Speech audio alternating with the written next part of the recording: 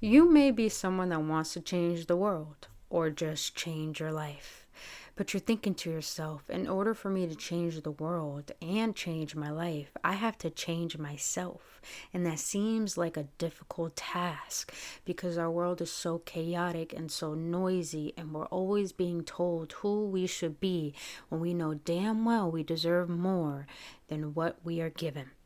Well, on today's episode, I'm going to share with you the 12 laws of the universe that define and go above and beyond the laws we are given as humans. Now, here's the kicker. There are 12 laws of the universe, but I'm going to add my own that I feel is fundamental in order for you to create the groundwork to manifest the life that you want. So it's going to be 13 laws of the universe. Stay tuned to the very end because I will share with you this 13 law about how to change your life and how important it is to add this law once you understand the 12 laws of the universe.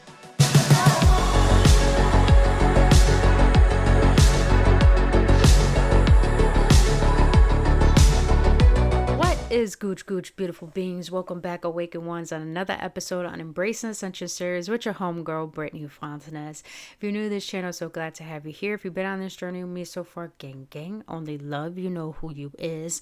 On this channel, I am an energetic activator here to assist you to awaken things you have yet to see with emotional awareness to go upon your spiritual evolution. Now, beautiful beings, I kindly ask you to hit that like button, subscribe to this channel, and hit the notification button so you won't miss out on any golden nuggets I give you that help you upon your journey. Now, first and foremost, will you please go to the description box below and click on my link tree, and there you'll be redirected to my Etsy shop where I sell dream catchers and jewelry. Secondly, you'll be directed to my healing course, Awaken Prophecy, which is a profound understanding of how to implement healing into your life to awaken to your purpose upon this planet. Third of all, you will also be directed to my website where I sell much more merch, pillows, t-shirts, sweatpants. Who doesn't like good pair of sweatpants, especially with good design? And then also that is where all my services are rendered. If you want to know any more about me as well, all my information and my own story will be on my website. And my services are dream interpretations, Reiki healing. I do past life regression. I do union therapy, ancestral healing, shadow work, all that stuff that is needed for your spiritual evolution. And lastly, please go follow me, my homegirl Jessica Frias, on Spotify at Mystifying Reality, where we post new episodes every single Monday. We talk about things we feel need to be talked about in today's day and age. Now, beautiful beings, let's get into today's video. Understanding the 12 laws of the universe. But the title of the video is 13 Laws of the Universe. Now, the 13th law I have added personally because I feel it coincides with all the 12 laws of the universe, and I feel it's very needed to implement in our day-to-day life as a manifester and as a person who is trying to understand how to transmute the chaotic energy of the earth and ground it into our being in order for us to not become of the world, but to create our own world within this one. So, beautiful beings, let's start off with understanding that, let's get broad. We live in a ball, floating in the middle of space, in the middle of darkness. And to think that we are so arrogant to perceive that we are the only species that exists in this huge void that we call the universe. Don't mind the background noise, you guys. It's my dog. But being aware of this would help us embark on breaking open our mindset to stop being small and start being big. To understand your power as a manifestor, you have to understand you are a sovereign being that is not just human, but a spiritual, multi-dimensional being, because there's so many universes within one. We just happen to be compartmentalized and incubating in this flesh that we call the physical body. So in order to tap into the higher essence of who you are and to manifest the life that you want upon this planet, because that is your purpose, the visions you are given is from a higher power that created you to let you know that is what you're meant to be doing and that is who you are meant to be. But we could get lost in trying to change ourselves, trying to strip all these bad habits and these ways of thinking out of us and off of us. And it seems difficult because it's just like there's no blueprint and there's no guide to how to work with what we call higher power, the universe, God, whatever you believe in, how to work with it in order to embark and truly believe in what it is that we want and how to materialize it and crystallize it into physical beings so our physical eyes and our physical selves can touch it, not just visualize it. And that is what I want to share with you today. Understanding the universe by understanding these 12 laws, but including my own personal law that I have implemented in my life in order for me to obtain my sovereign energy and my signature to manifest the things that I am currently manifesting in my life. Now, let's start off with the first law, the law of divine oneness. I have my notes here, so please don't mind if I read from here because it just helps me share with you the golden nuggets that I wrote down. So, the first law of the universe is the law of divine oneness. The first and most fundamental law of the universe is the law of divine oneness, which highlights the interconnectedness of all things. It says that beyond our senses, every thought, action, and event in some way connected to anything and everything else. Now, how to apply this law? Applying it in real life entails being compassionate with others and recognizing that we are all one. How can I show more compassion and acceptance towards those I do not understand? Or what would love do? You know that saying that what would Jesus do?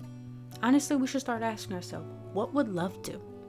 In order to work with the universe, you have to understand everything exists all at the same time. We are all in one consciousness.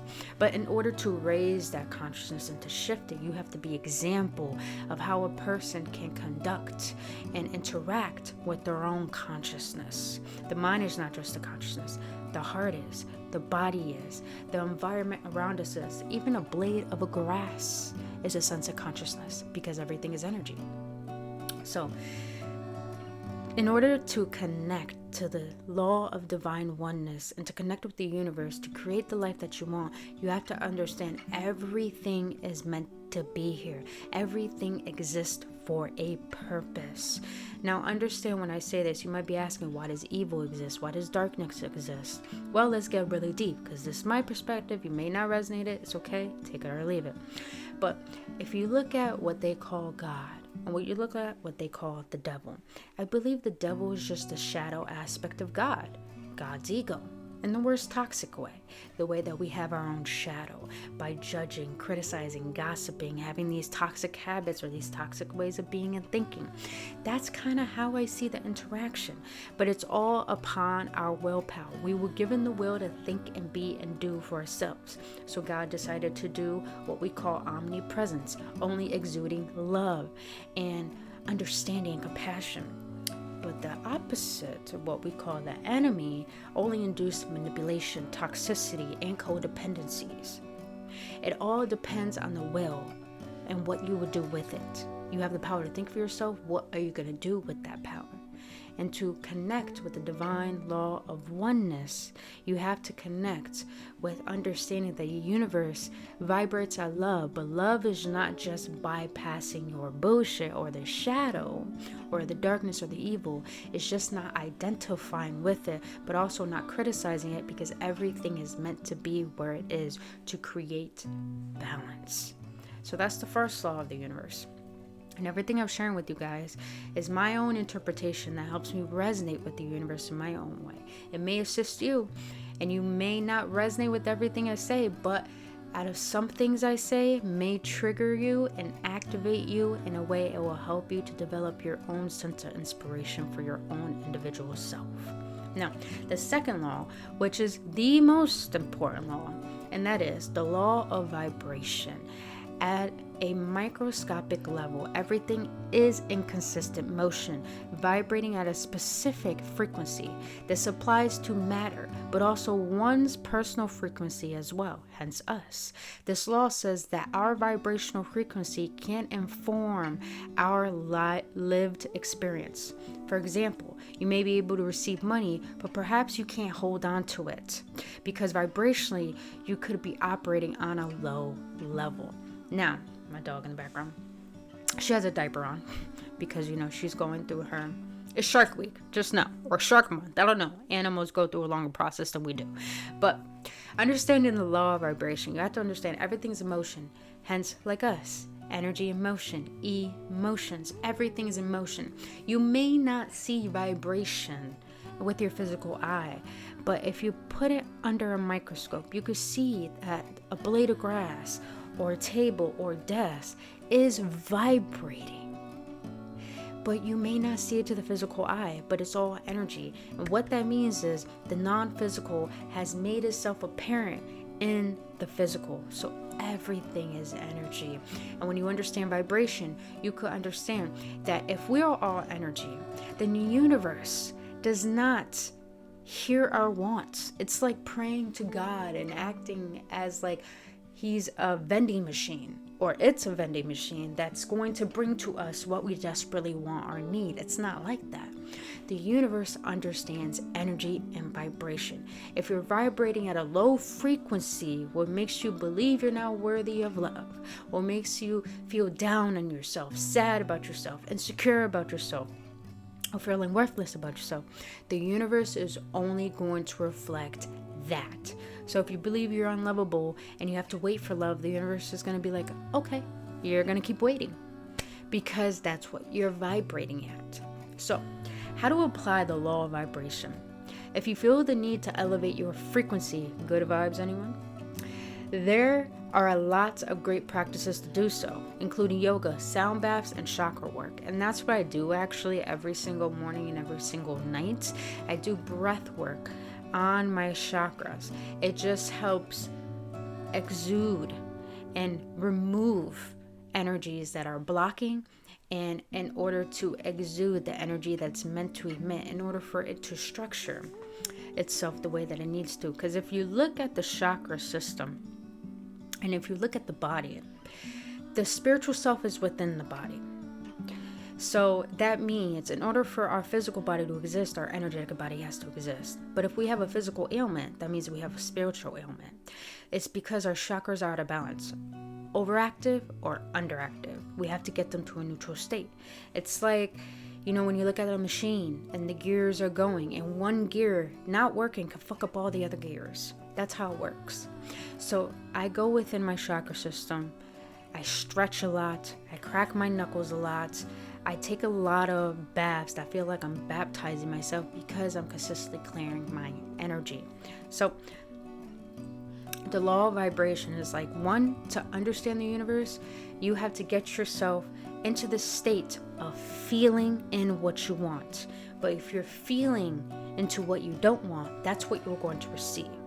So the way to get to the state of wanting to receive what you want, you have to learn to clear out your energy, clear out your vibration, clear out all the things that don't serve you, and then you could create a new garden, meaning that you're plucking out the weeds of what don't serve, and then you could replant what it is you want to serve you, hence beliefs, way of thinking, and way of being. So the third law of the universe is the law of correspondence. This law states that patterns repeat throughout the universe, and on a personal level, our reality is a mirror of what's happening inside of us at that moment. Think as above, so below, as within, so without. Now, the way to apply this law is, it's happening for you, not to you. If our life is chaotic and fearful, it's because there is chaos and fear within. If our life seems calm and grounded, it's because we feel at peace within. In any troubling situation, ask yourself what the situation can show you about yourself and what requires healing within. This is why I believe shadow work is so important. That's why I said in the beginning, it's like the devil is kind of like God's ego. That's kind of like us. We have shadow aspects that we call our inner demons. That's really not serving our higher self to merge with our physical body. So it's important to understand that everything is happening for you. Even adversity, obstacles, failures, rejection, they're all part of the process. But in order for you to understand the laws of the universe, it's kind of like that saying, God helps those that help themselves. You have to help yourself. So that requires you to see what is it that you're tolerating about yourself that you do not like. And learn to love those weak parts of yourself and turn them into strengths so you don't let your physical circumstances dismantle your spirit. And that's how you change the within. And once you change the within, then on the outside we'll have no choice but to replicate and reflect what you are feeling on the inside. Now, the fourth law, which is the main law that everyone is so obsessed with when it comes to manifestation, and undoubtedly the most talked about universal law, the law of attraction, is often used for manifestation. It says like attracts like, and you get what you focus on. Not only that, but you have to believe what you're seeking is possible to attain. It is similar to the law of vibration in this way. It's important to learn how to vibrate at a level that attracts what you are seeking. Please understand, when I talk about vibration, I'm talking about energy in motion, emotions. It's not enough to think about what we want. We have to feel into what we want. And when we feel resistance towards what we want, or when we feel worthless, or we feel like our inner child doesn't feel deserving of it, then we got to go within and face those fears, face those inner demons, face that darkness that we avoid, and get underneath that clutter and get to the root of why we have such a resistance towards wanting more money, wanting a loving relationship, wanting a very purposeful career, or wanting a life that is so uplifting that you have no more worries in your life. If you're trying to visualize that and you can't feel into it, then you have to work on yourself and your inner child to feel into what you want is so true and it's normal that you are not only able to obtain it, but you already have it to the point that you don't care if it doesn't manifest physically. You already feel like it's true. So the way to apply this is, if you want love, do not give love. Example: you're sending the universe a message about your priorities. If you repeat an affirmation but don't believe what you're saying, it's useless. When we focus on what we want versus what we don't want, it will show up in our life. So when we focus on what we don't like, hence, I don't know how I'm going to solve this problem. When we're always thinking about the problem, it will perpetuate. But if we think about the solution, the feeling like, like, for example, my license is suspended, I don't know how I'm going to pay for this and stuff like that. It's like, no, my license is active. No, I have this luxurious home and this type of bed, or you may not have a bed now and you're feeling into what it feels like to have a bed, or you're feeling like what it is to have my own apartment, my own house, or you're feeling into what it feels like to have a partner. When you continuously create repetition to feeling into it to the point it feels so good rather than it feels untrue, because you're focusing on the solution and what you want rather than what you don't want, then your outer reality is going to have to reflect that. It's just law. So that is the fourth law. The fifth law, the law of inspired action, which a lot of people forget how important this law is when it comes to manifesting. Because here's the thing, we can manifest things without needing to put so much work. But we need to put some work in order for it to manifest. So for example, if you want to move to another state, but you've never been to that state, take a trip, take a vacation to that state. That's what I did. I remember for my birthday, I'm 29 now. So I think before I turned 28, on my birthday, I booked a trip to Arizona. And when I went there, I fell in love with it. and I looked at all the environments, like most of the environments. I'm like, this environment would be good to live in. And guess what? A couple months after that, I decided to move to Arizona because I visit Arizona and I was like, you know what? I want to live here. Then I manifested it by taking inspired action, creating a plan to get myself there and have the money to have a place. So that's an example. So the fifth law of inspired action, closely related to the law of attraction. The law of inspired action is all about taking those real actionable steps to invite what we want into our lives. Often the inspiration comes from within. Inspired action is that gentle internal nudge. It's not always a plan of action. How to apply it? Practicing this law is all about slowing down, getting quiet, and creating space for internal guidance. When we let go of our need to arrange and control how things will work out and are instead open to all possibilities, it makes room for new ways of achieving the goals that we might not have considered otherwise. You guys, when I remember when I first made my logo, AwakenOne, and I'm like, what does that even mean? Then I realized, whoa, I'm a go-getter. I'm a go-doer. I'm not just a dreamer. I'm a go-doer. And I realized everyone says they're woke. But when people say they're woke, they're doing wishful thinking, meaning they're staying their ass in bed and just visualizing. But an awakened one, a person, is a person who gets their ass out of bed and grounds themselves into what they feel they know they deserve and are meant to be. And they are that. They emit that frequency and they act it. Not act as if, but they act that they are already it. And that's when I realized to myself, inspired action is about taking that internal nudge in order to meet. It's like preparing yourself to meet with opportunity. So you have to get in a state of preparation to meet those opportunities, to get what you want and to receive it. So the law of inspired action, taking those little small steps towards what you want. And please know, rest is part of the process. Sleeping all day in order to rejuvenate your body is part of the process too. You will feel inspired to do things for some reason. Go to a grocery store, go take a nap, write something down, journal, make a video, read a book. Listen to those nudges, because slowly but surely you're given signs and confirmations that you're only getting so much closer. You're preparing yourself by listening and trusting your intuition. Now, the sixth law of the universe, law of perpetual transmutation of energy. And Napoleon Hill did talk about this in his law, not how to win friends, I'm influencing people. What's that? Think and Grow Rich. And this law, perpetual transmutation of energy. This law states that on an energetic level, everything in the universe is consistently evolving or fluctuating.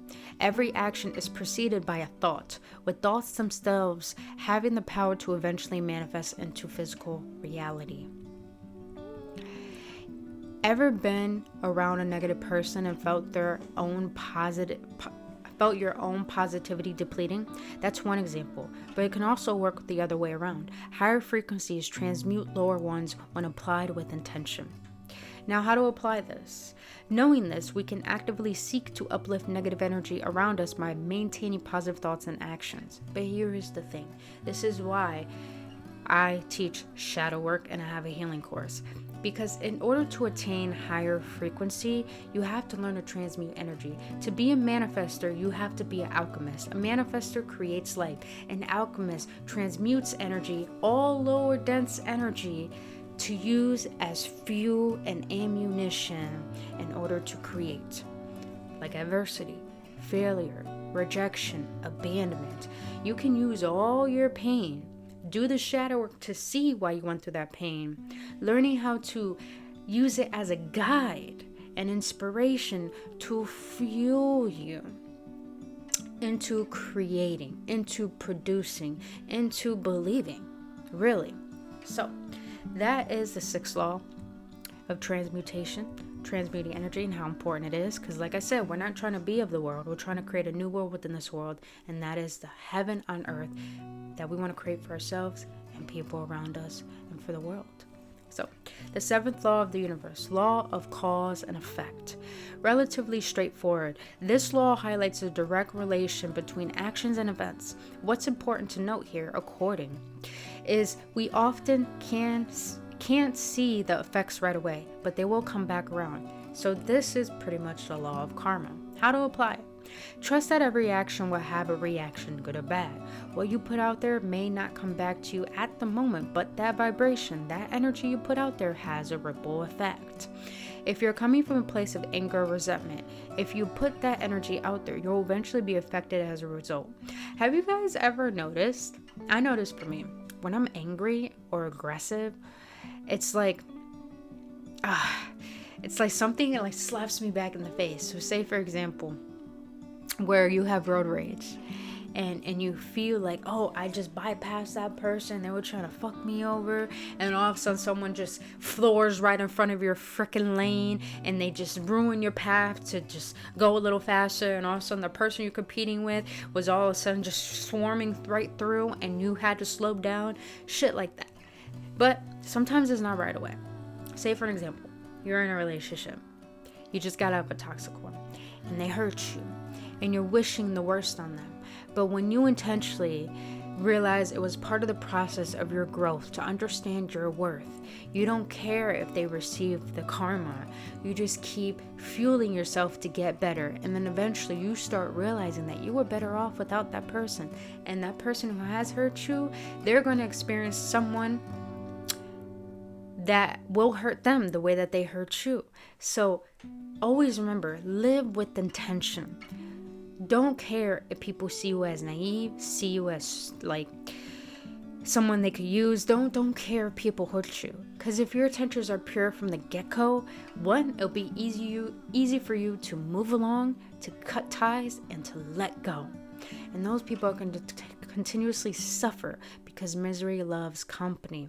And a person who's okay with their own company will always be okay with growth and moving forward. Keep your intentions pure, keep your intentions solid, because if you are a believer of the universe or a higher power, it is always guiding and protecting you. And your ancestors and those benevolent beings that are watching over you will make sure that those people will get what they deserve and what they have put out. Please remember that. Now, the eighth law of the universe, the law of compensation. The law of compensation relates closely to the law of attraction and the law of correspondence. You reap what you sow is the main takeaway, with the law stating your efforts will always come back to you positively.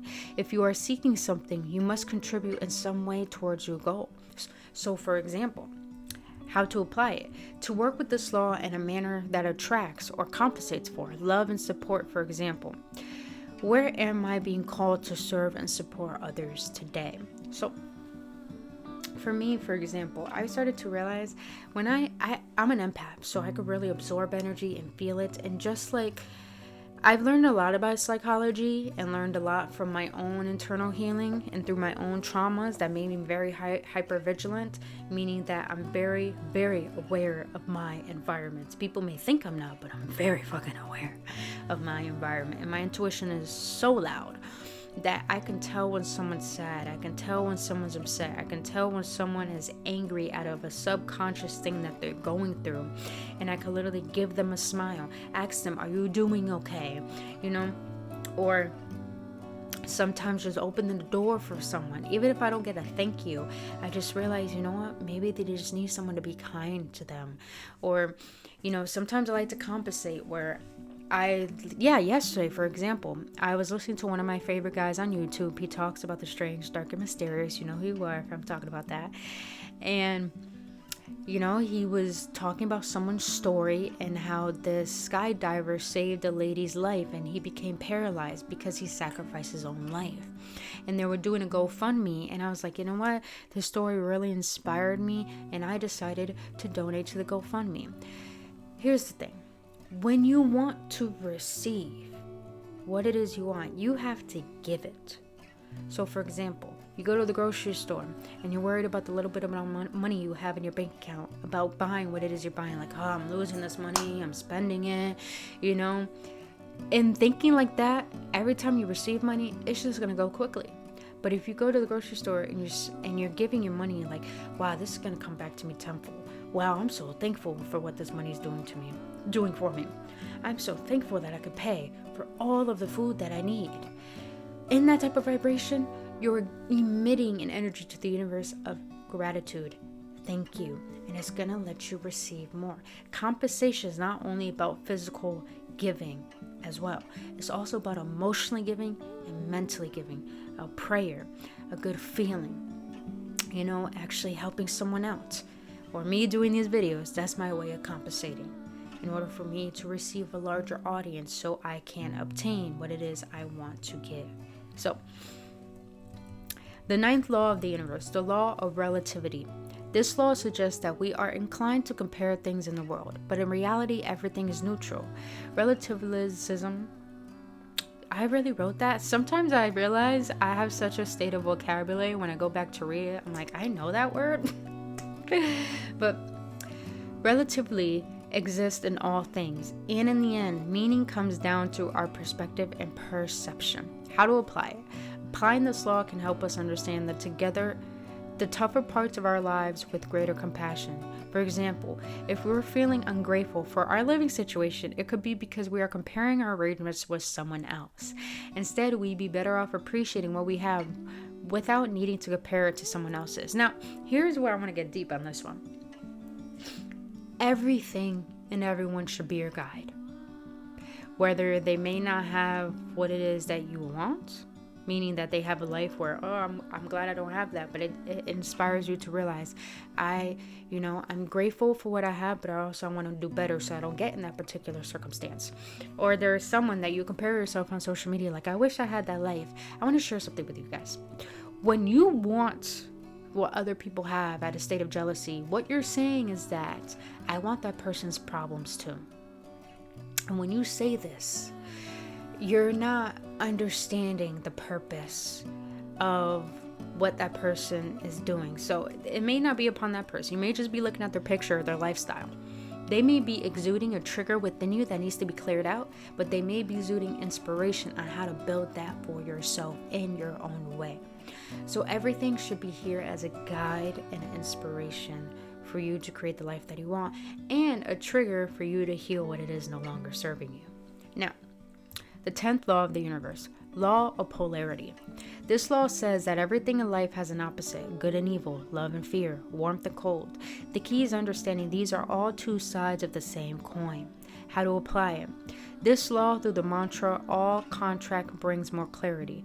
If you're facing a difficult situation like a breakup or a health challenge, for example, tune into what the opposite looks like, which can reveal a new perspective or lesson. That's why I love polarity and duality. There is light, there is darkness. But understanding duality gives you the ability to understand polarity. And that means that everything is here to teach us. Earth is a school that we're meant to learn from. And when we can understand that these dark moments are needed to help the flow go even quicker, go even faster, or more smoothly, it's all about momentum. When we understand how everything is here to help us and assist us, we can create momentum.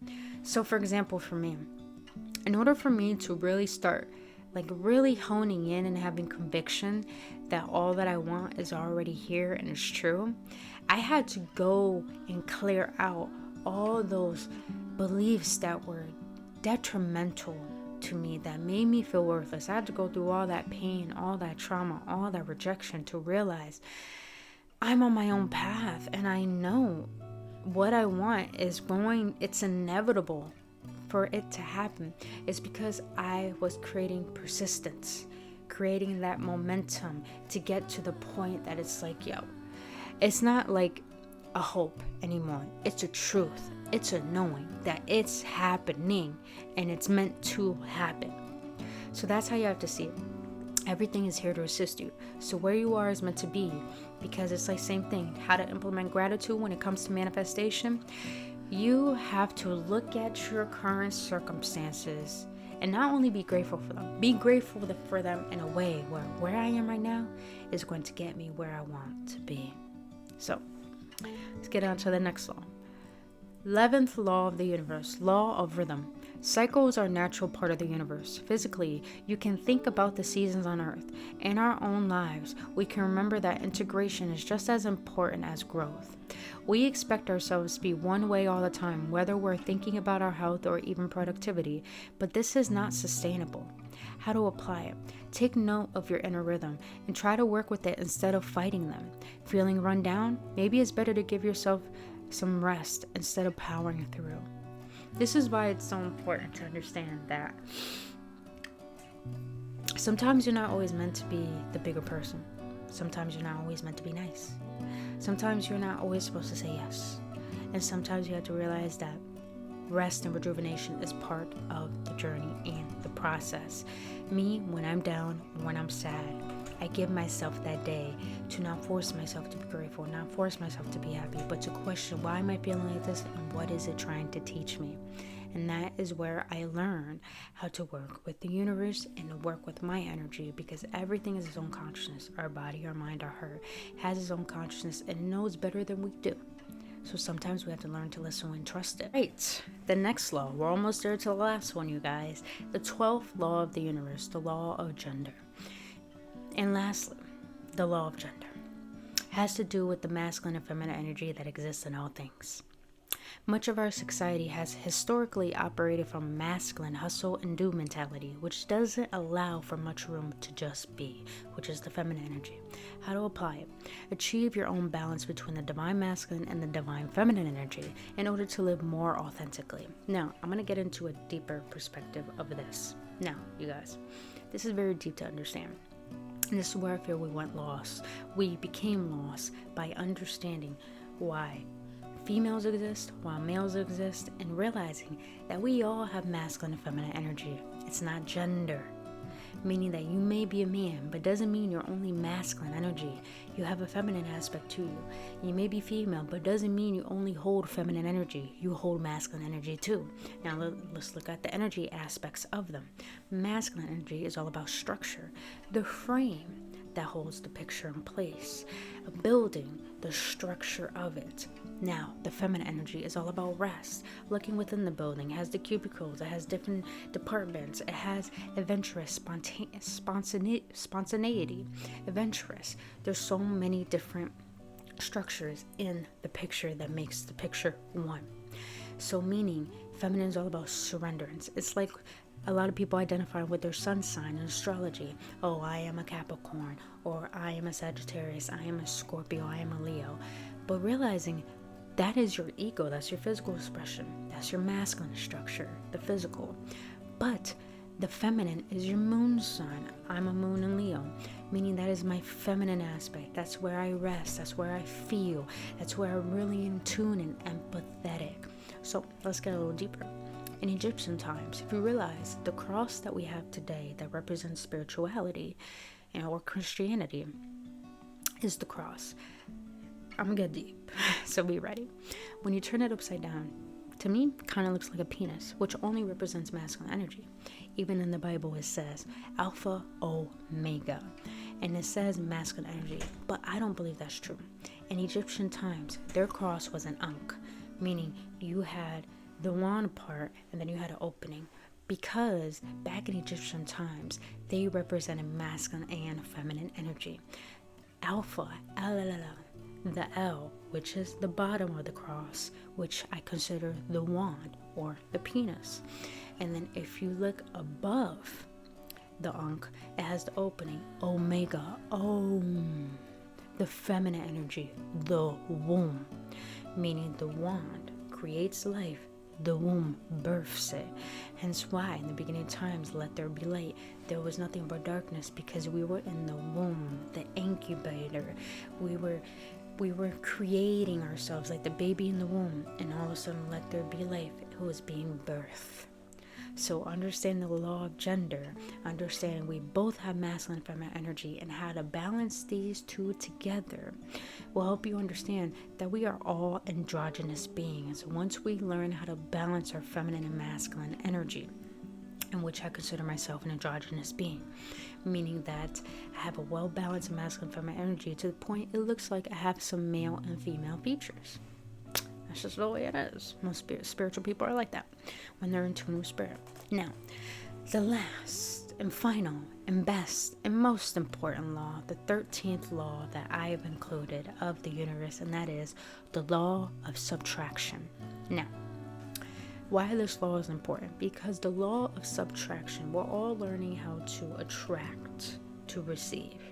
But here's the thing.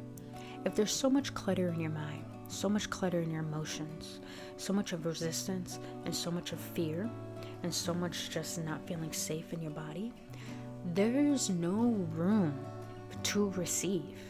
There's no room because you're too fearful to receive. You think you're unworthy. You feel unlovable. There's no room to receive. So the law of subtraction is inquiring you to understand you have to let go in order to create room for what you want. You have to let go of an old part of you. You have to let go of people that don't serve. Or you have to let go of a job that is not assisting you. You have to let go of a career that no longer resonates with you. You have to subtract things out your life to make room for the things that you want. That takes sacrifice, that takes discipline, that takes a hard truth at looking at yourself and seeing that you are attracting things that aren't serving you because you keep perpetuating it, tolerating it, and believing that is what you are. And the way to apply the law of subtraction, look at your environment, look at the people you hang around with, and look at your wants. The things that you want, do they align with the people that you have in your life? And the environment, the job, the career, the actions, or the habits, do they align with what you want? And if they don't, you have to start cutting things out. That's why I always say my machete is ready, because I'm ready to cut the people out. I'm ready to cut things off. I can quit things at any time. And it's getting to a point where it's not hard for me to quit things. It's not hard for me to cut things out because I know where I want to go and I know where I'm meant to be and I know how to get there because I applied these laws to my life every single day. So, beautiful beings, law of subtraction is just as important as the laws of the universe. Once you learn to let go, you create space to be open to receive. So, beautiful beings, that's what I want to share with you today. 13 laws of the universe, how to apply them to your life and how important they are to build the foundation in order to allow yourself to be the creator that you are meant to be. Because if God is within everything, then it's with us. If God created everything, then God gave us the power to create. But with intention, pure intention, and tuning in with spirit, we can allow ourselves to see how abundant and how supportive the universe is towards the things that we want. But we first got to help ourselves in order for the universe to help us too. Meaning that we have to put ourselves in a state of preparation to meet up with those opportunities. So, beautiful beings, if you enjoyed this video, if it was informative, please hit that like button, subscribe to the channel, hit that notification button so you won't miss out on any videos, and follow me on both my social media platforms. And also, if you want assistance, book a one-on-one session with me by going to my website. Go to the link tree down below, go to my website, go to my healing course, and follow me and my homegirl on Spotify at Mr. Prime Reality so you get more in-depth on understanding your purpose upon this planet and the hard truths and some revelations you may need. Until then, you guys, I'll see you on the next one, and only love.